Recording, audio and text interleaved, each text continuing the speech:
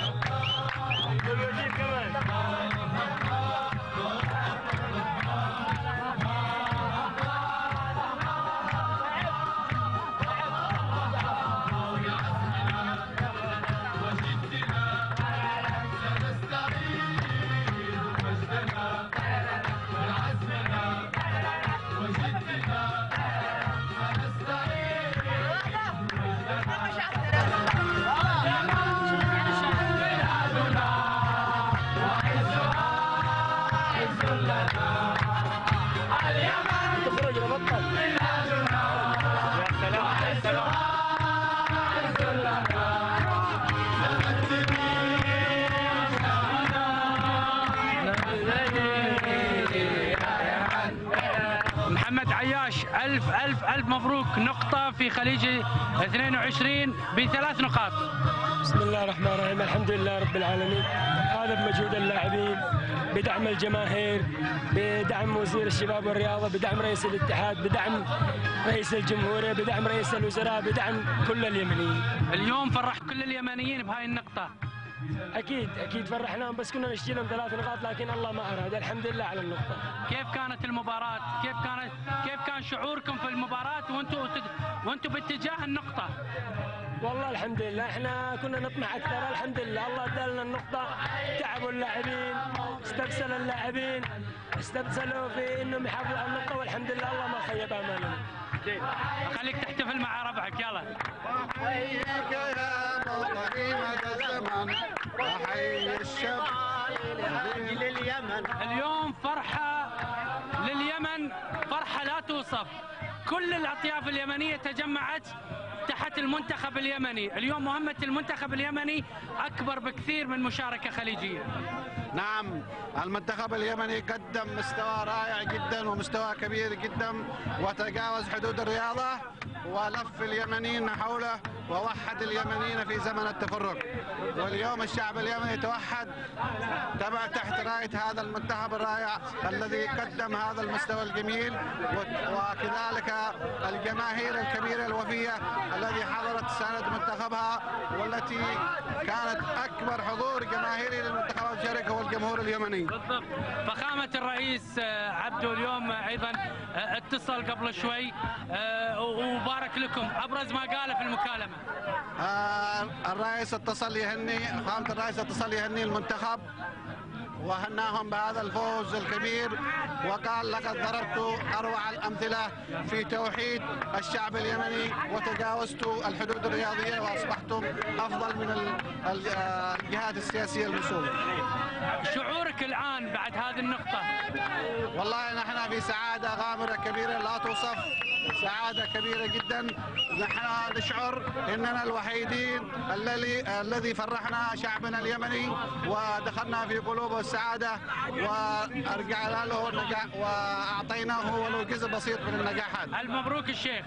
الله يبارك للجميع. عزنا عزنا سنة سعيد لنا اليمن بلادنا وعزها عز لنا اليمن بلادنا وعزها عز لنا.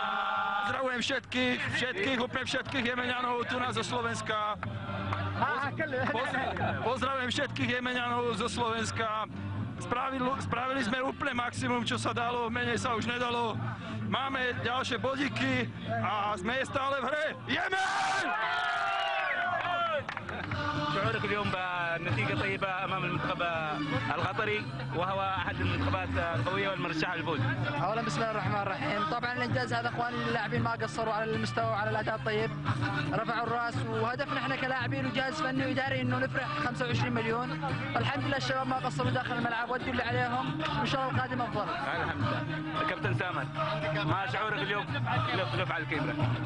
شعورك اليوم الكابتن سامر حارس نادي الوحدة العماني، شعورك اليوم بالنتيجة الطيبة أمام المنتخب القطري؟ والله أعتقد أولا بسم الله الرحمن الرحيم، الحمد لله رب العالمين. أعتقد شعور لا يوصف يا كابتن سالم، فرحة يعني لا أعتقد أن أحد منا احنا يستطيع أن يوصفها.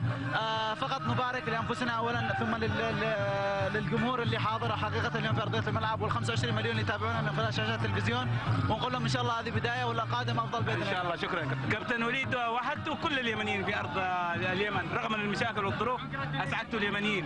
ما شعورك اليوم بالفوز؟ والله شعوري لا يوصف. احنا الحمد لله جمعنا اليمنيين، جمعنا اليمن من الجنوب للشمال، يعني احس بفخر جدا الصدق. يعني اليوم الشباب ما قصروش، وكل الشباب اليوم والجماهير صدى الجماهير اليوم مفاجأة، يعني ما قد شفتش عمري وانا العب معهم. رسالة توجهها للجماهير اليمنية الذي هاجروا. انا اشكر الجماهير كافة من الجنوب للشمال وقفوا معانا من كل مكان، اشكرهم شكر يعني لا يوصف.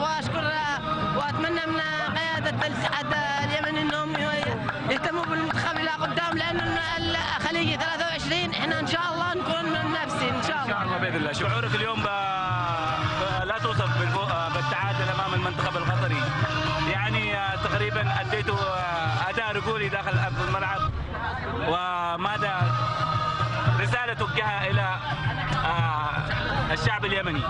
والله الحمد لله، اولا الحمد والشكر لله اولا واخيرا، سعداء جدا، سعادتنا لا توصف، لاننا بفضل الله وبمن الله استطعنا ان نفرح الجماهير الوفيه التي ضربت مثل للوفاء لبقيه دول الخليج. شكرا. نلتقي مع عميد الدفاع اليمني محمد فؤاد، وهو احد الركائز الاساسيه التي يعتمد عليها المدرب. شعورك في اليوم وانت تخرج بنقطتين ثمينتين في مباريتين؟ محمد، اداء المنتخب اليمني رجولي الى الان، ماذا يعني رساله توجهها الى الاتحاد اليمني الى الشعب اليمني؟ والله سعادتي لا توصف.